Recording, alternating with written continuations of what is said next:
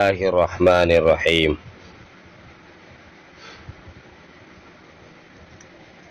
حضرت ابو ہریرہ رضی اللہ تعالی عنہ کی حدیث آئی تھی، اور یہ بڑی لمبی آدھے صفحے کی تقریباً یہ حدیث تھی۔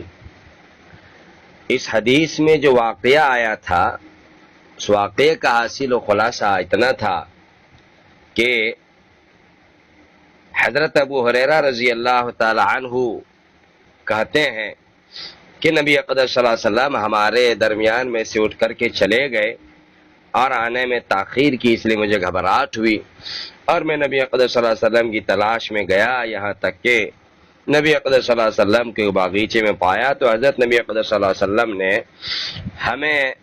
مجھے اپنے دونوں جوتے دے دیے اور یہ کہا کہ یہ دونوں جوتے لے کر کے جاؤ اور لوگوں کو خبر دو، خوشخبری دو کہ جو بھی کلمہ لا الہ الا اللہ پڑھنے والا ہے، پڑھتا ہے، کہے گا، وہ جنت میں ضرور جائے گا۔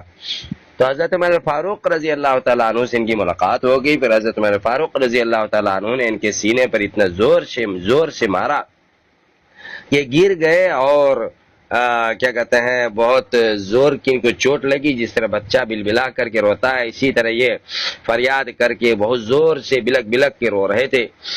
تو یہ سارا واقعہ ہوا۔ تو اس حدیث میں جو واقعہ مذکور ہے، اس کے ضمن میں کلمہ ایمان کے فائدے کو بیان کیا گیا ہے، اور وہ یہ کہ جو قلبی یقین اور تصدیق کے ساتھ اس بات کی اقرار کرے گا، یقین رکھے گا، دل سے تصدیق کرے گا کہ حضرت نبی صلی اللہ علیہ وسلم کا لایا ہوا دین سچا برحق ہے، اور یہ کلمہ شہادت کلمہ کا یقین کرے گا، اس پر یقین رکھے گا، تو جنت میں ضرور جائے گا اور وہ جنت میں داخل ہوگا۔ تو یہ کیا کہتے ہیں، اس حدیث میں یہ ایمان کے فائدے کو بیان کیا گیا ہے۔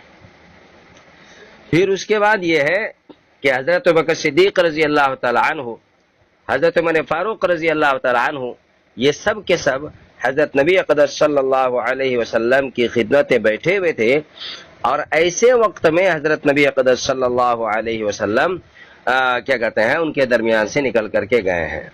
تو یہاں جو آیا ہے کہ کننا قعودا، کہ ہم بیٹھے ہوئے تھے حول رسول اللہ صلی اللہ علیہ وسلم، حضرت نبی اقدس صلی اللہ علیہ وسلم کے ارد گرد۔ یہ جو قعود ہے، یہ قعود فعول کے وزن پر ہے، اور کیا کہتے ہیں، حضرت علامہ مفتی عثمان غنی صاحب دعوت برکات ملالیہ کتاب ہے فن صرف کی، نجوم الصرف، عربی میں ہے، بہت جامع معنی اور اچھی کتاب ہے۔ اس میں انہوں نے لکھا ہے کہ اس فاعل کی جمع جو ہے کئی سارے وزن پر آتی ہے، ان میں سے ایک وزن ہے فعول۔ تو یہ قعود جو ہے قاعد کی جمع ہے، یہ قعود قائد کی جمع ہے۔ اس مطلب ہوگا کہ ہم لوگ بیٹھے ہوئے تھے حضرت نبی اقدس صلی اللہ علیہ وسلم کے ارد گرد۔ پھر اس کے بعد آیا ہے کہ وہ معنی ابو بکر و عمر، کے ہمارے ساتھ حضرت بکر حضرت عمر بھی تھے۔ حضرت ابو ہریرہ نے مجلس والوں میں سے صرف دو حضرات، حضرت بکر اور حضرت عمر فاروق رضی اللہ تعالی عنہما کا تذکرہ کیا۔ اس کی وجہ یہ ہے کہ اہل عرب کی عادت یہ تھی کہ پوری جماعت کا نام لینے کے بجائے صرف ان لوگوں کا نام لے لیا کرتے تھے کہ جو مجلس میں زیادہ اشراف ہوں، سربراہ ہوں، اور اس کو یعنی اس طرح اشراف لوگوں کے نام لینے کو اس پوری جماعت کی حیثیت سمجھی جاتی تھی کہ جب بڑے بڑے لوگوں کا نام لے لیا گویا پوری جماعت کا تذکرہ کر دیا گیا، یہ مطلب ہوتا تھا۔ اس وجہ سے حضرت ابوبکر صدیق رضی اللہ تعالی عنہ اور حضرت عمر فاروق رضی اللہ تعالی عنہ کا انہوں نے نام لیا۔ اس سے حضرت ابوبکر صدیق رضی اللہ تعالی عنہ اور حضرت عمر فاروق رضی اللہ تعالی عنہ کا مقام اور مرتبہ بھی سمجھ میں آتا ہے کہ صحابہ کے دلوں میں بھی ان دونوں کا مقام بڑا تھا، بڑا ہوا تھا۔ تو یہ کیا کہتے ہیں یہاں پر تھے۔ تو حضرت ابو ہریرہ کہتے ہیں فقام رسول اللہ صلی اللہ علیہ وسلم من بین اظہرنا فابطا علینا وخشینا ان یقتطع۔ یہ جو کیا کہتے ہیں خشینہ اور فزینہ، یہ دو لفظ آیا، خشینہ ان یقتطع دوننا وفزینہ۔ یہ خشینہ اور فزینہ دونوں کا ایک ہی معنی ہوتا ہے، دونوں کے معنی ڈرنے کے آتے ہیں، کہ ڈر، دل میں مجھے گھبراہٹ ہوئی، ڈر لگا۔ ان یقتطع کہ حضرت نبی اقدس صلی اللہ علیہ وسلم کو تکلیف پہنچائے. جی یہ یقتطع یا تقتطع جو ہے اقتطاع کے معنی میں ہے، ایک شے کو دوسری شے سے الگ کرنا، جدا کرنا، یہ ہے، یہ اس کے اصلی معنی ہے. لیکن یہاں پر مرادی معنی ہے کہ آپ کو کوئی تکلیف پہنچا دی جائے، آپ کو کوئی تکلیف پہنچا دی جائے، یہ مطلب ہے ان یقتطع یا ان تقتطع کے. خیر جب حضرت نبی اقدس صلی اللہ علیہ وسلم کیا کہتے چلے گئے تو حضرت ابو ہریرہ کہتے ہیں فخرجت ابتغی رسول اللہ صلی اللہ علیہ وسلم حتی اتیت حائطا للانصار لبنی النجار، کہ میں نکلا نبی صلی اللہ علیہ وسلم کو تلاش کرتے ہوئے یہاں تک کہ قبیلہ بنو النجار کے انصار کے باغ میں پہنچا. تو یہ حائط جو ہے، حائط سے مراد ہے باغ. اہل عرب حفاظت کے مقصد سے باغ کی چہار دیواری بنا دیا کرتے تھے، گویا باغ کے لیے دیوار لازم تھی، اس لیے حائط یعنی دیوار بول کر کے ملزوم یعنی باغ مراد لیا گیا ہے. اور ایسا ہمارے عرف میں بھی بولا جاتا ہے اور استعمال ہوتا ہے. تو اہل کے ملزوم بول کر کے لازم اور لازم بول کر کے ملزوم مراد لیتے ہیں. مثلا کوئی طالب علم ہے، کوئی لڑکا ہے یا کوئی لڑکی ہے اور وہ بہت زیادہ محنتی ہے، بہت زیادہ محنت کرتا ہے علم سیکھنے میں، تو اب دیکھیے بہت پڑھ رہا ہے، بہت پڑھ رہا ہے، تو پڑھنا گویا اس کے لیے ایک صفت اور لازمی چیز بن گیا ہے. اب آدمی کیا کہتے ہیں اس طالب علم کو مراد لیتا ہے پڑھنا بول کر کے، اور یہ کہتا ہے کہ بھائی پڑھنا دیکھنا ہے تو یہ دیکھو پڑھنا، اس بچے کی طرف، اس طالب علم کی طرف اشارہ کر کے، حالانکہ وہ طالب علم پڑھنا نہیں ہے، تو پڑھنا بول کر کے وہ طالب علم مراد لیا گیا ہے. ایسا ہوتا ہے، ایسا مراد لیتے ہیں. اچھا یہاں پر ایک سوال ہوگا کہ حضرت نبی اقدس صلی اللہ علیہ وسلم وہاں چلے گئے باغیچے میں، تو حضرت ابو ہریرہ رضی اللہ تعالیٰ عنہ کو کیسے پتا چلا کہ حضور اقدس صلی اللہ علیہ وسلم یہی ہوں گے؟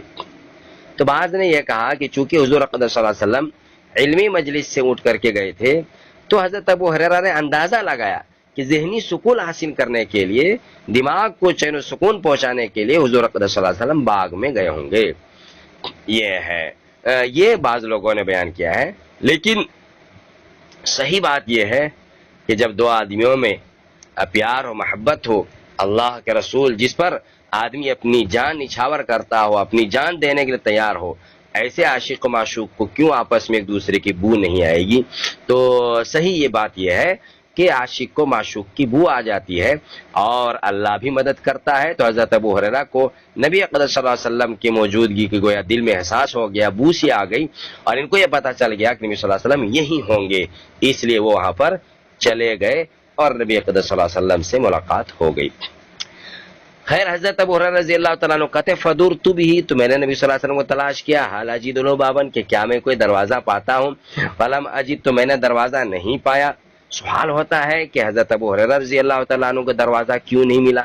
جواب یہ ہے کہ حضرت ابو ہریرہ رضی اللہ تعالیٰ عنہ چونکہ غم میں مبتلا تھے، بہت ذہن پریشان تھا، تو شدت فضا اور شدت غم کی وجہ سے دروازہ نظر ہی نہیں آیا. یا پھر ایسا ہو سکتا ہے کہ دروازہ دیوار کے ساتھ اس طور پر لگا ہوا ہو کہ دروازہ کیا کہتے ہیں محسوس نہ ہو پا رہا ہو دروازہ کہاں ہے. اور یہ بھی ممکن ہے کہ حضرت ابو ہریرہ رضی اللہ تعالیٰ عنہ نے پوری دیوار کا چکر نہ لگایا ہو، کچھ دور تک دیکھا ہو اور اول وہلا ہی میں اس کو کیا کہتے ہیں نالی نظر آ گئی، تو بس وہ اسی نالی سے داخل ہو گئے، اسی نالی سے داخل ہو گئے. یہ دیکھیے یہاں پر، اچھا آگے دیکھیے ایک لفظ ہے وہ ہے کیا کہتے ہیں الربیع الجدول. تو یہ کیا کہتے ہیں، یہ ہے جدول کا جو لفظ ہے الربیع الجدول، یہ جو دو لفظ استعمال کیا ہے یہ حدیث کے درمیان میں، یہ حدیث کے الفاظ نہیں ہے بلکہ کسی راوی نے یہ الگ سے جدول سمجھانے کے لیے، ربیع سمجھانے کے لیے جدول کے ذریعے تفسیر کی ہے، تفسیر کی گئی ہے. خیر تو حضرت ابو ہریرہ رضی اللہ تعالیٰ عنہ کو نبی صلی اللہ علیہ وسلم مل گئے، پھر آپس میں سوال جواب ہوا. سوال جواب ہونے کے بعد حضرت نبی اقدس صلی اللہ علیہ وسلم نے حضرت ابو ہریرہ رضی اللہ تعالیٰ عنہ کو کیا کہتے ہیں اپنے جوتے دیے. اور جوتے کیوں دیے آگے دیکھیے روایت میں آ رہا ہے، فقال اذهب بنا علی هاتین، یہ کہا جاؤ میرے یہ دونوں جوتے لے کر کے. تو نبی اقدس صلی اللہ علیہ وسلم نے جوتوں کو جو حضرت ابو ہریرہ کے سپرد کے حوالے کیا اور ان کو دیا، یہ اعتماد کو بڑھانے کے لیے، زیادتی اعتماد کے لیے تھا، ورنہ حضرت ابو ہریرہ رضی اللہ تعالیٰ عنہ خود ثقات تھے، معتبر تھے۔ اور یہ بھی احتمال ہو سکتا ہے حضرت نبی صلی اللہ علیہ وسلم نے جوتے اس لیے دیے کہ حضور اقدس صلی اللہ علیہ وسلم نے اپنی سلامتی اور خیریت کے اظہار کے لیے کہ میں خیریت سے ہوں، میں صحیح سالم ہوں، ٹھیک ٹھاک ہوں، یہ بتانے کے لیے، یہ ظاہر کرنے کے لیے جوتے دیے ہوں، اس کا بھی امکان ہے۔ کیونکہ صحابہ کرام آپ صلی اللہ علیہ وسلم کے اس طرح بغیر کچھ بولے، بغیر کچھ کہے، چپ چاپ اٹھ کر کے چلے جانے اور واپس نہ آنے کی وجہ سے بہت گھبرائے ہوئے تھے، گھبراہٹ میں مبتلا تھے۔ اس سے نبی صلی اللہ علیہ وسلم جوتے دیے تاکہ ان کو یقین ہو جائے کہ میں ٹھیک ٹھاک ہوں، گھبرانے کی کوئی ضرورت نہیں ہے۔ اب یہاں پر بعض شعراء نے یہ سوال اٹھایا ہے، جیسے کہ مصفات الجنابی میں بھی سوال لکھا ہوا ہے کہ حضور اقدس صلی اللہ علیہ وسلم نے جوتے دیے، کوئی اور چیز دے دیتے، رومال دے دیتے یا اپنا کرتا دے دیتے یا اور ایسے بہت ساری چیزیں ہوتی ہیں دینے کی، تو اس کا بہت سارا جواب ہو سکتا ہے کہ بھائی حضور پاک صلی اللہ علیہ وسلم کے پاس اس وقت جوتوں کے علاوہ اور کوئی چیز نہیں تھی، اسے جوتے ہی دے دیے۔ بعض نے کہا کہ جوتے قدم میں پہنے جاتے ہیں، اشارہ اس طرف تھا کہ کلمہ اس وقت مفید ہوگا جبکہ آدمی اس پر ثابت قدم رہے، اپنے ثابت قدم رہے، قدم پر چلتا رہے، یعنی ایمان پر برقرار رہے۔ جس طرح آدمی چلتا ہے تو پاؤں پر پاؤں رکھتا ہے، اسی طریقے سے کیا کہتا ہے ایمان پر بھی اسی طرح پاؤں رکھ کر کے چلے، یعنی ثابت قدم رہے۔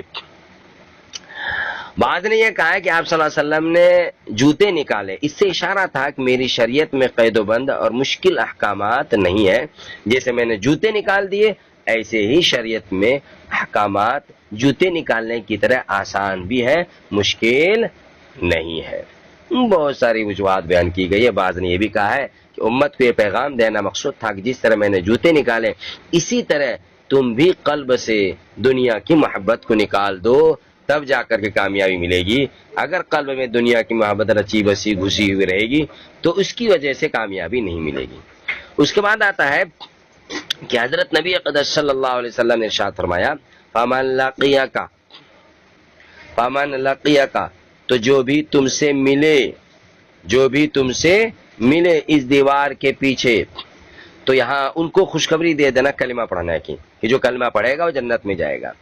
تو یہ حضرت نبی اقدس صلی اللہ علیہ وسلم نے حضرت ابو ہریرہ کو بشارت دے کر کے بھیجا تھا، اور یہ اس وجہ سے تھا کہ اچھا یہ جو حضرت ابو ہریرہ رضی اللہ تعالیٰ عنہ بشارت دینے کے لیے بھیجا تھا وہ کس کے لیے بشارت تھی؟ یعنی یہ سوال ہو سکتا ہے کہ صرف انہی صحابہ کے لیے بشارت تھی جو آپ صلی اللہ علیہ وسلم کو تلاش کرنے کے لیے نکلے تھے، یا یہ پوری امت تک کے لیے بشارت تھی؟ اس میں شراح کے دونوں قول ملتے ہیں۔ البتہ تمام امت کے لیے ہونا، یہ بشارت پوری امت کے لیے، قیامت تک کے تمام امت کے لیے، جو بھی کلمہ پڑھے گا وہ کیا کہتے ہیں جنت میں جائے گا، جنت میں داخل ہوگا، یہ پوری امت کے لیے ہے، اور یہی قول کیا کہتے ہیں راجح ہے، اور دیگر احادیث سے اس طرح کا ثبوت بھی ملتا ہے۔ اس کے بعد کیا ہوا؟ حضرت ابو ہریرہ رضی اللہ تعالیٰ نکلے تو حضرت نبی اقدس صلی اللہ علیہ وسلم کے جلیل القدر عظیم الشان صحابی حضرت عمر فاروق رضی اللہ تعالیٰ عنہ سے ملاقات ہو گئی، تو حضرت عمر فاروق رضی اللہ تعالیٰ عنہ ان کو مارا، فضرب عمر بین الثدییہ فقررت لاستی فقال ارجع لابی ہریرہ۔ حضرت عمر نے حضرت ابو ہریرہ کو مارا۔ یہاں سمجھنا چاہیے، یہاں مضمون میں اختصار ہے۔ حضرت علامہ اللہ علیہ قاری رحمۃ اللہ علیہ نے فرمایا ہے کہ سیاق و سباق کا تقاضا یہ ہے کہ یہاں دو جملے محذوف ہے، دو جملے کیا ہے؟ مقدر ہے۔ ایک یہ ہے کہ حضرت عمر فاروق رضی اللہ تعالیٰ عنہ نے حضرت ابو ہریرہ رضی اللہ تعالیٰ عنہ کو واپس جانے کے لیے فرمایا کہ واپس چلو۔ حضرت ابو ہریرہ رضی اللہ تعالیٰ عنہ ان کی بات نہیں مانی، جب نہیں مانی تب اس پر حضرت عمر نے تنبیہ کے طور پر ان کے سینے پہ ہاتھ مارا، اور یہ مارنا جو تھا بطور تعدیب و تنبیہ کے تھا، جیسے کہ استاد شاگرد کو تنبیہ کرتا ہے، کیونکہ حضرت ابو ہریرہ رضی اللہ تعالیٰ عنہ متعلم کے درجے میں تھے اور حضرت عمر فاروق رضی اللہ تعالیٰ عنہ معلم کے درجے میں تھے۔ نیز یہ بھی توجیہ ہو سکتی ہے کہ حضور اقدس صلی اللہ علیہ وسلم کے مشیر خاص تھے حضرت عمر فاروق رضی اللہ تعالیٰ عنہ، ان کو عام صحابہ تک اس پیغام کو پہنچانا خلاف مصلحت معلوم ہوا کہ حضرت ابو ہریرہ جو پیغام پہنچانا چاہ رہا ہے یہ مسئلے کے خلاف، اس لیے انہوں نے حضرت ابو ہریرہ رضی اللہ عنہ کو روکنا چاہا کیونکہ مشیر خاص ہے۔ مگر حضرت ابو ہریرہ رضی اللہ تعالیٰ عنہ حضور اقدس صلی اللہ علیہ وسلم کے حکم کے پیش نظر یہ نبی نے ہمیں حکم دیا، حضرت عمر کیوں روک رہے ہیں؟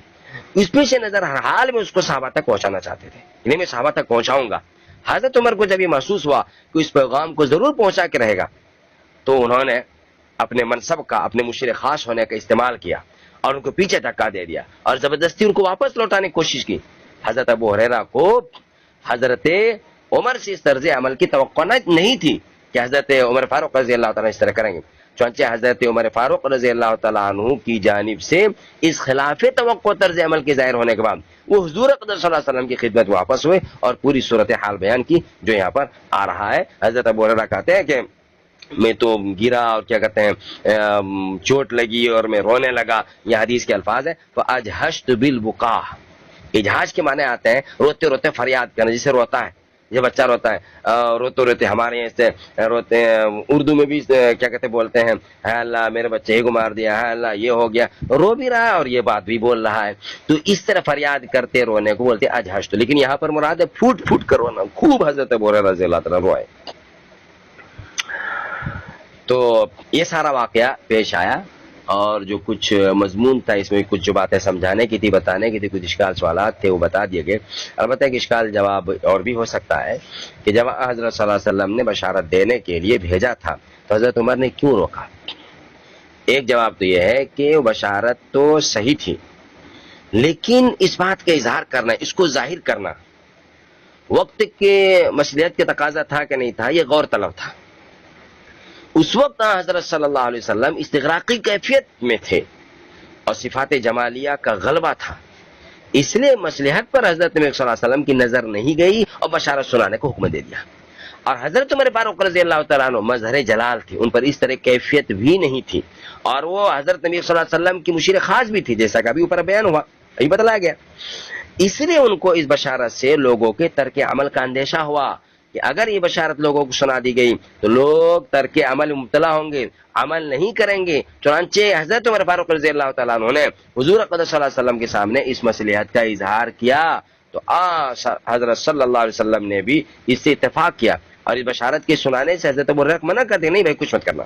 اس کا حاصل یہ ہوا کہ امت کے روحانی معالجے میں حضرت عمر فاروق رضی اللہ تعالیٰ عنہ کی رائے بجائے مفرد دوا کے، حضرت عمر فاروق رضی اللہ تعالیٰ کی رائے کیا کہتے ہیں بالکل دوا کے طور پر تھی۔ یہ اب یہاں سمجھنا چاہیے کہ اس حدیث سے محض ایمان کا نجات کے لیے کافی ہونا ثابت ہوتا ہے، حالانکہ ایسا نہیں ہے۔ نجات کا کافی ہونے کا مطلب یہ ہے کہ جنت میں ضرور جائے گا، البتہ اعمال اگر نہیں کیے ہیں تو جہنم میں سزا بھگتنا پڑے گا، سزا بھگت کر کے ہی جائے گا۔ یہاں پر اس روایت سے معلوم ہوتا ہے کہ حضرت دوسرے کی زمین میں بغیر سری اجازت کے داخل ہونا جائز ہے، جیسے کہ حضرت نبی اقدس صلی اللہ علیہ وسلم داخل ہوئے اور حضرت ابو ہریرہ داخل ہوئے۔ نیز احتمال ہے کہ دلالتاً اجازت ہو، مالک کو یقین ہو، یعنی مالک کے متعلق اس کو یقین ہو یا ظن غالب ہو کہ بھائی اگر مالک کو معلوم ہو گیا کہ میں آیا ہوں اس کے باغ میں یا اس کی زمین میں تو اس کو ناگواری نہ ہوگی، جیسے کہ حضرت ابو ہریرہ اس انصاری کے باغ میں داخل ہو گئے حالانکہ سری اجازت نہیں تھی۔ تو اگر ظن غالب ہے کہ میں ان کے یہاں جاؤں گا، ان کی زمین میں جا کے بیٹھ جاؤں گا، ان کی کرسی پہ جا کے بیٹھ جاؤں گا تو اس کو ناگواری نہیں ہوگی، تو بغیر اجازت کے دوسرے کی چیز اس سے استعمال کرنا، جبکہ صراحتاً دلالتاً یا کسی طرح اجازت ہو جائز ہے، جیسے کہ حضرت نبی صلی اللہ علیہ وسلم حضرت ابو ہریرہ کسی کے باغ میں گھسے۔ حضرت معاذ بن جبل رضی اللہ تعالیٰ عنہ کی آگے حدیث آ رہی ہے۔ عن معاذ بن جبل رضی اللہ تعالیٰ عنہ قال قال علی رسول اللہ صلی اللہ علیہ وسلم مفاتیح الجنت شہادت ان لا الہ الا اللہ۔ حضرت معاذ بن جبل رضی اللہ تعالیٰ عنہ کہتے ہیں کہ نبی اقدس صلی اللہ علیہ وسلم نے ارشاد فرمایا کہ جنت کی چابی لا الہ الا اللہ کی گواہی دینا۔ اس حدیث میں جنت کو ایک بند چیز کے ساتھ تشبیہ دی ہے، ایسی چیز کے ساتھ تشبیہ دی گئی ہے کہ جس چیز پر تالا لگا ہوا، تو اس تالے کو کھولنے کے لیے کنجی اور چابی چاہیے۔ تو جنت کی چابی توحید و رسالت کی شہادت ہے، اور جنت گویا ایک تالے کے اندر بند ہے۔ یہ جب چابی اس تالے میں جا کر کے لگے گی، یعنی وہ توحید و رسالت کی، تب جا کر کے تالا کھلے گا، چابی کھلے گی اور کیا کہتے ہیں جنت میں داخل ہو جائے گا۔ یہ اس حدیث کا مطلب ہے یعنی ایمان کی فضیلت، ایمان کتنی ضروری چیز ہے، اس لیے آدمی کو چاہیے کہ ایمان کو ہرگز اپنے ہاتھ سے چھوٹنے نہ دے، ہرگز چھوٹنے نہ دے۔ آپ نے کیا کہتے ہیں ترجمہ کلام پاک وغیرہ میں عبداللہ بن تامر کا واقعہ پڑھا، ان کے ساتھ ایمان لانے والے لوگوں کو واقعہ پڑھا، کیسی تکلیف دی گئی، مکہ والوں کو کیسی تکلیف دی گئی، صحابہ کو کیسی تکلیف دی گئی، لیکن ایمان نہیں چھوڑا۔ کیوں؟ اس لیے کہ ایمان ہی نجات کا ذریعہ ہے، کوئی چیز نجات کا ذریعہ نہیں ہے۔ بلکہ ایک صاحب ایک دوست یہ فرماتے ہیں کہ بھائی جان جاتی ہے جائے، عزت لٹتی ہے لٹے، گھر میں آگ لگتی ہے لگے، زمین ہڑپ ہو جاتی ہو جائے، لیکن ایمان نہ جائے، ایمان نہ چھوڑے۔ اللہ ہم سب کو کامل ایمان دے اور کامل ایمان پر خاتمہ نصیب کرے، اور ایمان ہی پر اللہ موت دے۔ حضرت عثمان غنی رضی اللہ تعالیٰ عنہ کی اگلی حدیث آ رہی ہے۔ معاذ بن جبل رضی اللہ تعالیٰ عنہ کہتے ہیں قال علی رسول اللہ صلی اللہ علیہ وسلم کہ مجھ سے حضرت نبی صلی اللہ علیہ وسلم نے ارشاد فرمایا مفاتیح الجنت، جنت کی چابی شہادت ان لا الہ الا اللہ، لا الہ الا اللہ کی گواہی دینا ہے۔ رواہ احمد عن عثمان رضی اللہ تعالیٰ عنہ قال ان رجال من اصحاب النبي صلى الله عليه وسلم حين توفي حزنوا عليه حتى كاد بعضهم يوسوس. قال عثمان كنت منهم بين انا جالس مر علي عمر وسلم فلم اشعر به فاشتكى عمر الى ابي بكر رضي الله تعالى عنهما ثم اقبل حتى سلم علي جميعا فقال ابو بكر ما حملك الا ترد علي اخيك عمر سلامهم. قلت ما فعلت فقال عمر بلى والله لقد فعلت. قال قلت والله ما شعرت انك مررت ولا سلمت. قال ابو بكر صدق عثمان قد شغلك عن ذلك امر. فقلت اجل. قال ما وقلت توفى الله تعالى نبيه صلى الله عليه وسلم قبل ان نسأله عن نجاة هذا الامر. قال ابو بكر قد سألته عن ذلك فقمت اليه وقلت له بأبي انت وامي انت احق بها. قال ابو بكر قلت يا رسول الله ما نجاة هذا الامر. فقال رسول الله صلى الله عليه وسلم من قبل مني الكلمة التي عرضت على عمي فردها فهي له نجاة. یہ حضرت عثمان غنی رضی اللہ تعالی عنہ کی حدیث ہے اور بہت ہی مزیدار حدیث. حضرت عثمان غنی رضی اللہ تعالیٰ عنہ کہتے ہیں ان رجال من اصحاب النبی صلی اللہ علیہ وسلم، کہ بہت سارے صحابہ نبی اقدس صلی اللہ علیہ وسلم، رجال من اصحاب النبی صلی اللہ علیہ وسلم، یہ نبی اقدس صلی اللہ علیہ وسلم کے بہت سارے صحابہ حین توفیہ، جس وقت کہ حضرت نبی صلی اللہ علیہ وسلم وفات ہو گئے، حزنوا علیہ، نبی اقدس صلی اللہ علیہ وسلم پر غم کرنے لگے. بڑے بڑے صحابہ ہوش کھو بیٹھے، یہ مطلب ہے جب حضرت صلی اللہ علیہ وسلم کی وفات ہوئی بس حتی کاد بعضهم یوسوسو، یہاں تک کہ بہت سے کو بعضوں ان میں سے بہت سے کو یوسوسو وسوسہ آنے لگا. کس چیز کو وسوسہ آنے لگا؟ وہ اب اسلام ختم ہو جائے گا، نبی اکرم صلی اللہ علیہ وسلم وفات ہو گئے، اب اسلام ختم ہو جائے گا. یہاں تک وسوسہ آنے لگا، ایسے گھبراہٹ مبتلا ہوئے، کیونکہ سب سے پیاری چیز، سب سے محبوب چیز حضرت نبی اقدس صلی اللہ علیہ وسلم کی ذات مقدسہ اس دنیا سے تشریف لے کر کے چلی گئی، اس دنیا سے پردہ فرما گئی. اس لیے سب ایسے غم میں رنج میں مبتلا ہوئے، حواس باختہ ہو گئے، کسی کو زمین کا پتہ نہیں، آسمان کا پتہ نہیں، کون کدھر بیٹھا کدھر جا رہا ہے. حضرت عمر فاروق رضی اللہ تعالیٰ عنہ کا تو حال یہ ہوا کہ ممبر پر چڑھ کر کے کہنے لگے جس نے کہا کہ محمد صلی اللہ علیہ وسلم کا انتقال ہو گیا ہے میں اس کی گردن اڑا دوں گا. بس حواس باختہ ہو گئے. جب سب سے پیاری اور محبوب چیز ہاتھ سے نکل جاتی ہے ایسا ہی حال ہوتا ہے. اللہ ہم سب کو بھی نبی اقدس صلی اللہ علیہ وسلم سے ایسا ہی عشق اور پیار عطا فرمائے. قال عثمان، حضرت عثمان غنی رضی اللہ تعالیٰ عنہ فرماتے ہیں وکنت منہم، میں بھی انہی میں سے تھا، یعنی میں بھی انہی لوگوں میں سے تھا کہ جن کے ہوش اڑ گئے تھے، مجھے بھی خبر نہیں تھی میں کیا کر رہا ہوں.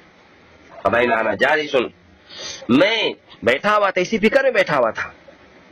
مر علیہ، گزرے میرے اوپر عمر، حضرت عمر فاروق رضی اللہ تعالیٰ عنہ، وسلم، اور مجھے سلام کیا، لیکن فلم اشعر بھی، مجھے ان کے سلام کا پتہ ہی نہیں چلا، میں نے سلام کا جواب ہی نہیں دیا کیونکہ مجھے سلام کا پتہ ہی نہیں چلا، میں اسے غم میں مبتلا تھا.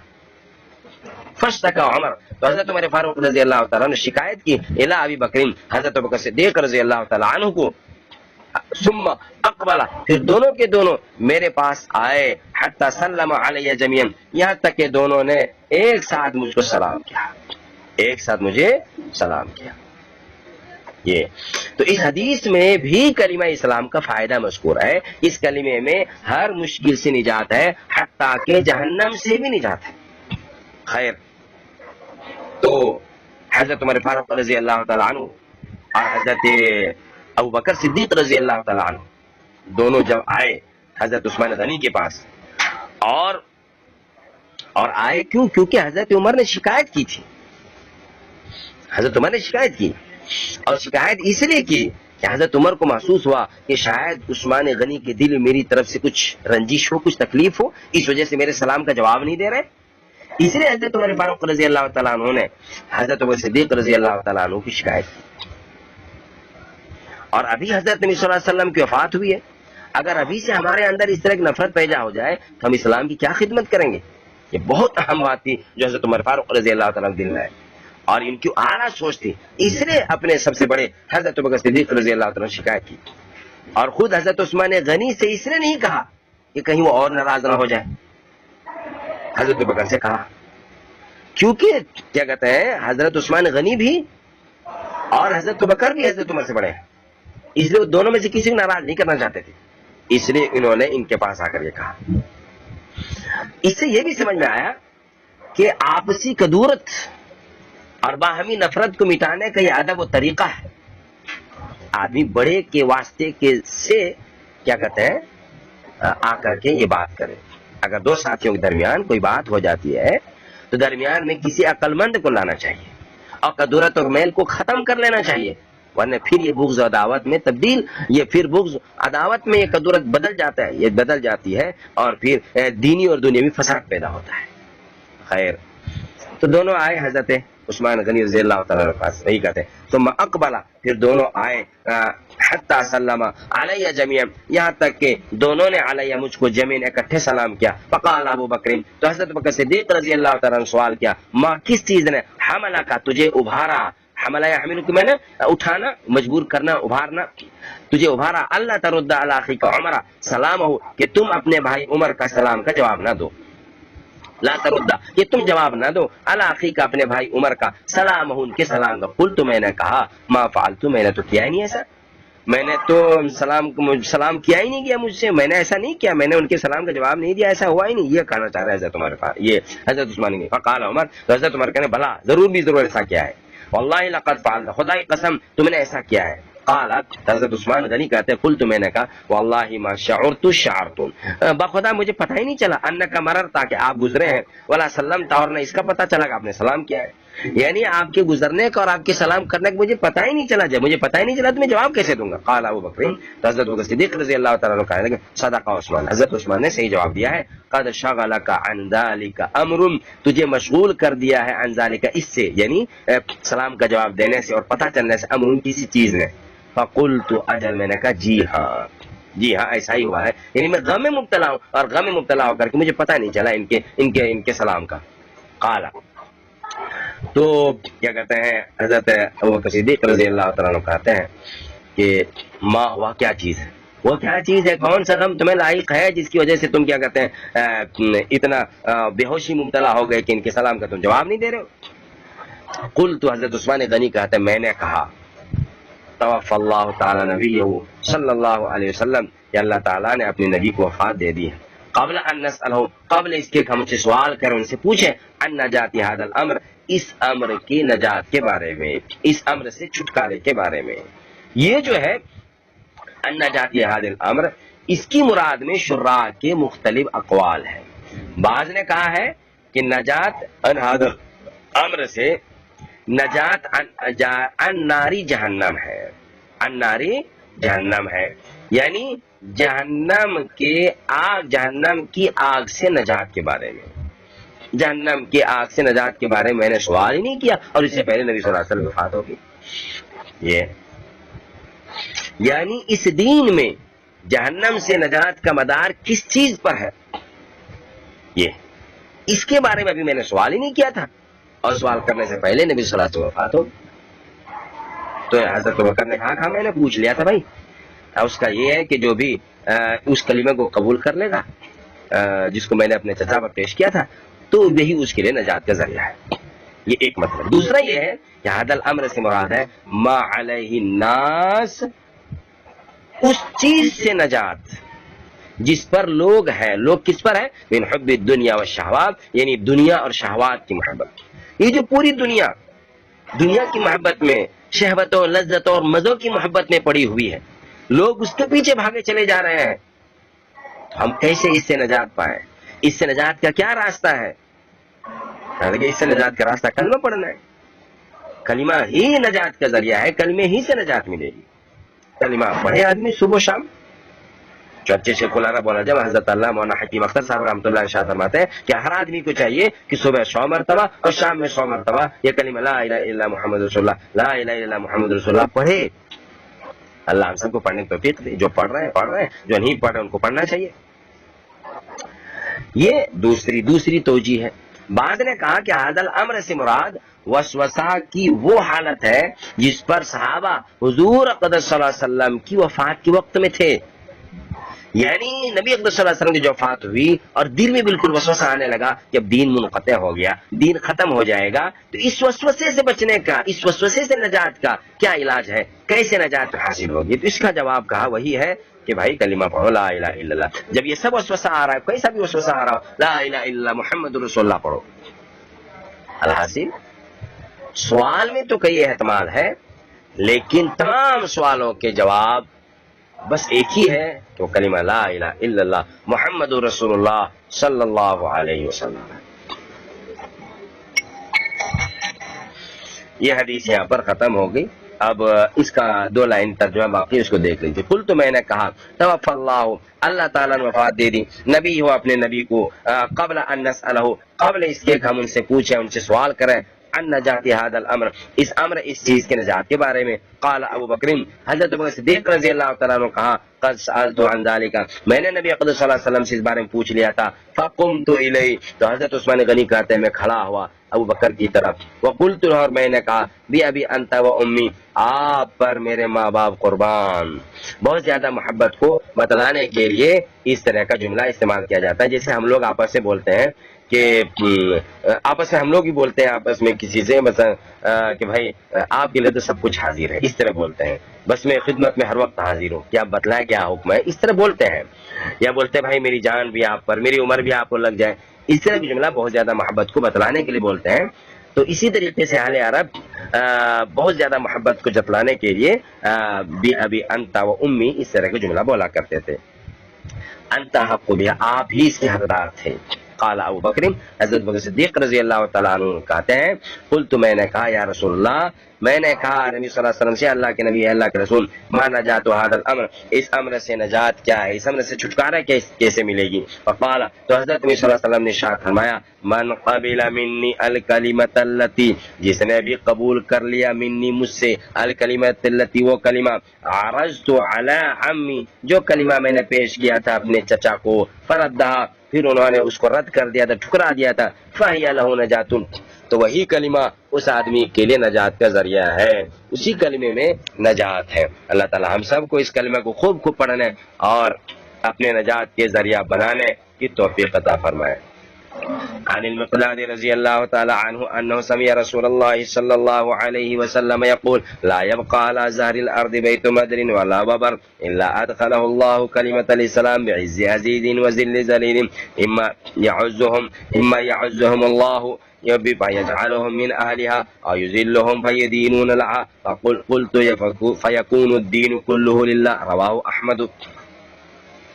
یہ حضرت مقداد رضی اللہ تعالی عنہ کی حدیث ہے. اس لیے سب سے پہلے حضرت مقداد رضی اللہ تعالیٰ عنہ کے احوال آئیں گے، کیونکہ ان کے حوال پہلے نہیں آئے ہیں. ان کا پورا نام ہے مقداد بن عمرو بن ثعلبہ الکندی. ان کو مقداد ابن اسود بھی کہا جاتا ہے، اور مجھے اب تک یہی مقداد ابن الاسود ہی یاد تھا ان کے بارے میں. مقداد ابن عمرو یہ والا نام مجھے معلوم نہیں تھا، مقداد ابن اسود والا مجھے پہلے سے معلوم تھا. مقداد بن عمرو بن ثعلبہ الکندی ان کا اصلی نام ہے. ان کے مقداد بن اسود بھی کہا جاتا ہے. کندی قبیلے کی طرف نسبت ہے، اس لیے کیا کرتے ہیں کندہ، لیکن آپ کندہ قبیلے سے نہیں تھے. قبیلے کی طرف نسبت تو ہے، لیکن آپ کندہ قبیلے سے نہیں تھے. بلکہ ان کے جو والد ہیں عمرو بن ثعلبہ کندہ قبیلے کے حلیف تھے. حلیف کا مطلب ہوتا ہے کہ کسی سے معاہدہ کر لیتے ہیں کہ بھائی ہم سب دوست بن کے رہیں گے. یہ دوست بن کے رہنے کا معاہدہ کرنے کو حلیف بولتے ہیں. تو ان کی وہاں پر شادی ہوئی تھی. عمرو بن ثعلبہ کی شادی کندہ قبیلے میں ہوئی تھی اور مقداد جو ہے وہیں پر پیدا ہوئے تھے. مقداد تو اس لیے ان کو مقداد بن اسود کہا جانے لگا کہ انہوں نے بنی کندہ کے ایک شخص کو، اس لیے اس کو کہا جاتا ہے کندی. اسے ان کو کندی کہا جاتا ہے کیونکہ کندہ قبیلہ میں یہ پیدا ہوئے. اچھا، ان کو مقداد بن اسود بھی کہا جاتا ہے. مقداد بن اسود کیوں کہا جاتا ہے؟ اس لیے کہا جاتا ہے کہ بنو کندہ کے ایک شخص کو قتل کر دیا گیا تھا. وہ بھاگ کر کے مکہ آ گئے تھے اور اسود بن عبد یغوث کے حلیف ہو گئے تھے. پھر اس نے یعنی اسود بن عبد یغوث نے مقداد کو اپنا متبنہ بھی بنا لیا تھا. اس وقت سے یعنی مقداد بن اسود نے بنو کندہ کے شخص کو قتل کر دیا اور قتل کر کے یہ مکہ آ گئے اور اسود بن عبد یغوث کے حلیف ہو گئے، یعنی اس کے معاہدے میں آ گئے. تو اسود بن عبد یغوث نے ان کو اپنا متبنہ بنا لیا، منہ بولا بیٹا جس کو بولتے ہیں. اس وقت سے مقداد بن اسود کے نام سے پکارے جانے لگے. لیکن جب آیت کریمہ نازل ہوئی ادعوہم لآبائہم تو پھر اپنے والد کی طرف منسوب کیے جانے لگے اور ان کو مقداد بن عمرو بن ثعلبہ الکندی کہا جانے لگا اور مقداد بن اسود کیا کہتے ہیں انہوں نے ہٹا دیا. یہ حضرت مقداد رضی اللہ تعالیٰ عنہ قدیم الاسلام صحابی ہے اور تقریباً تمام غزوات میں شریک ہوئے. غزوہ بدر میں صرف حضرت مقداد رضی اللہ تعالیٰ عنہ کے پاس ہی گھوڑا تھا. اس لیے عربی کا مقولہ ہے اول من قاتل فی سبیل اللہ علی فرس مقداد، یعنی حضرت مقداد کو یہ لقب دیا جاتا ہے اول من قاتل فی سبیل اللہ علی فرس. اس لقب سے بھی اس کو پکارا جاتا ہے کیونکہ سب سے پہلے انہوں نے گھوڑے پر قتال کیا تھا. حضور اکرم صلی اللہ علیہ وسلم کی چچا زاد بہن زبیر بن عبد المطلب رضی اللہ تعالی عنہ، زبیر بن عبد المطلب کی صاحبزادی سباقہ سے ان کا نکاح ہوا تھا مقداد بن اسود کا، مقداد بن عمرو بن ثعلبہ الکندی کا. ایک حدیث میں حضرت نبی اقدس صلی اللہ علیہ وسلم نے ارشاد فرمایا کہ اللہ نے مجھے 4 لوگوں سے محبت کا حکم دیا ہے اور فرمایا کہ یہ بھی ان کو بتا دو کہ اللہ بھی ان سے محبت رکھتا ہے. ایک حضرت مقداد، ایک حضرت علی، ایک حضرت ابو ذر اور ایک ہے سلمان فارسی. 4 ہو گئے، یہ 4 ہو گئے. اسی لیے شیعہ حضرات حضرت علی کے بس صرف یہی 3-4 صحابی کو دوست مانتے ہیں، مقداد کو، ابو ذر غفاری کو، سلمان فارسی کو. باقی جتنے صحابی ہیں روافض اور شیعہ، یہ پورا ایران سب کو گالی دیتا ہے. حضرت عائشہ کو گالی دیتے ہیں، حضرت عثمان کو گالی دیتے ہیں، حضرت بکر کو گالی، حضرت عمر کو گالی دیتے ہیں. وہ لوگ تو یہاں تک کہتے ہیں کہ اگر ہمارا مکہ پر قبضہ ہوا، ایران والے کہتے ہیں مکہ پر قبضہ ہوا تو ہم حضرت بکر، حضرت عمر کو ان کی قبر سے نکال کر کے ان کو ہم سولی دیں گے، حضرت عائشہ کو نکالیں گے، ان کو سولی دیں گے. اللہ حفاظت فرمائے. ایسا کیا کہتے ہیں لوگ غلط عقیدہ رکھتا ہے. یہی حدیث ہے کہ جن کی بنا پر صرف 3-4 صحابی حضرت علی، مقداد، ابو ذر، سلمان فارسی، انہی کو یہ حق پر مانتے ہیں اور کسی کو نہیں. خیر بات لمبی ہو جائے گی چھیڑنے سے. تو یہ نبی اقدس صلی اللہ علیہ وسلم کی حدیث ہے کہ میں 4 سے لوگوں سے محبت کرتا ہوں، یعنی محبت کا 4 لوگوں سے مجھے حکم دیا گیا ہے. یہ حضرت مقداد رضی اللہ تعالیٰ عنہ جو ہے ان کے انتقال کا واقعہ بھی بڑا عجیب ہے. اس طرح سے ہے کہ یہ بہت ہی زیادہ موٹے تھے اور ان کا پیٹ جو ہے بہت بڑا اور موٹا ہو گیا تھا. غلام نے کہا کہ میں پیٹ چیر کر زائد چربی نکال دوں گا. یہ ان کے غلام نے کہا. چنانچہ اس نے یہ عمل کیا اور یہ عمل کر کے زائد چربی نکال کر کے اوپر سے ٹانکے بھی لگا دیے. اور اسی وقت کیا کہتے ہیں حضرت مقداد رضی اللہ تعالیٰ عنہ کا انتقال ہو گیا اور اس کی وجہ سے غلام ڈر کے مارے بھاگ گیا. اور ایسا ہوا تھا سن 33 ہجری میں جب حضرت عثمان غنی رضی اللہ تعالیٰ عنہ خلیفہ تھے. حضرت عثمان بن عفان رضی اللہ تعالیٰ عنہ نے آپ کی نماز جنازہ پڑھائی تھی اور جنت البقیع میں یہ مدفون ہوئے، اور آپ رضی اللہ تعالی عنہ کی عمر 70 سال کی ہوئی ہے۔ اس حدیث میں اسلام اور کلمہ اسلام کے غلبے کا بیان ہے کہ ایک وقت ایسا آئے گا کہ کلمہ ہر گھر میں پہنچے گا۔ صحابہ کرام میں بڑی پریشانی تھی کیونکہ مکہ میں تھے، تو مکہ میں جب صحابہ کرام تھے تو اس وقت بہت پریشان تھے، عبادات بھی چھپ چھپ کر ادا کیا کرتے تھے۔ حضور اقدس صلی اللہ علیہ وسلم نے ان کو تسلی دیتے ہوئے فرمایا تھا کہ ان قریب ایسا وقت آنے والا ہے، اسلام کا غلبہ ہو جائے گا اور کلمہ کی دعوت ہر گھر میں پہنچے گی۔ پھر اس کے بعد دو طرح کے لوگ ہوں گے، ایک وہ جو اس کلمے کو خوشی سے بخوشی اور باعزت طریقے سے قبول کریں گے، ان کو مرتے دم تک ایمان پر قائم رکھ کر اور زیادہ عزت اللہ دے گا، اور بہت بعض ایسے لوگ ہوں گے کہ جو کلمے کی دعوت کو قبول نہیں کریں گے، ایسے لوگوں سے جہاد کیا جائے گا اور یہ لوگ قتل و قتال اور قید کے خوف سے اسلام قبول کر لیں گے۔ اللہ تعالیٰ اس کلمے کے تابع اور منقاد یہ ہو جائیں گے، پھر اللہ تعالیٰ آہستہ آہستہ ان میں اخلاص پیدا کر دے گا، اور بہت سے لوگ مسلمان ہوں گے نہیں، جزیہ دینے پر آمادہ ہو جائیں گے اور اسلامی سلطنت کی ماتحتی قبول کر لیں گے، اب ذلیل ہو کر کے رہیں گے۔ الغرض ایک وقت ایسا آئے گا کہ اسلام کا غلبہ قائم ہو جائے گا، یا تو لوگ خواہی نہ خواہی اسلام قبول کر لیں گے یا اس کی ماتحتی میں آ جائیں گے۔ اور قرآن کریم کی یہ بات لِيُظْهِرَهُ عَلَى الدِّينِ كُلِّهِ سچی ثابت ہو جائے گی۔ یہ اس حدیث کا مطلب ہے۔ میں ترجمہ کے ساتھ کیا کہتے ہیں آپ کو مطلب تھوڑا بتلانے کی کوشش کرتا ہوں۔ حضرت مقداد رضی اللہ تعالیٰ عنہ سے منقول ہے انہ سمع رسول اللہ صلی اللہ علیہ وسلم، انہوں نے نبی اقدس صلی اللہ علیہ وسلم کو کہتے ہوئے سنا، لا يبقى على ظہر الارض، کہ نہیں بچے گا ظہر الارض زمین کی پیٹھ پر، زمین کے اوپر، بیت مدر، کوئی مدر کا گھر۔ مدر کہتے ہیں اینٹ کا، اینٹ مٹی کا گھر، مٹی کا گھر، بیت مدر یعنی گاؤں دیہاتوں میں جو کیا کہتے ہیں بناتے ہیں گھر، اور وبر بولتے ہیں اون کو، کپڑے وغیرہ سے جو گھر بناتے ہیں یعنی خیمہ وغیرہ، مٹی کا گھر اور نہ ہی اون کا گھر، الا ادخلہ اللہ، مگر اللہ داخل کر دے گا اس گھر میں کلمۃ الاسلام، اسلام کے کلمے کو۔ یہ جو ظہر ارض آیا ہے، ظہر ارض سے کیا مراد ہے، اور کیا یہ پیشین گوئی ہو چکی ہے یا ابھی پوری نہیں ہوئی؟ اس میں شراح حضرات کی متعدد اقوال ہیں۔ بعض نے یہ کہا ہے کہ ظہر ارض سے جزیرۃ العرب مراد ہے، یعنی جزیرۃ العرب میں کوئی گھر ایسا باقی نہیں رہے گا جس میں کلمے کی دعوت نہ پہنچے۔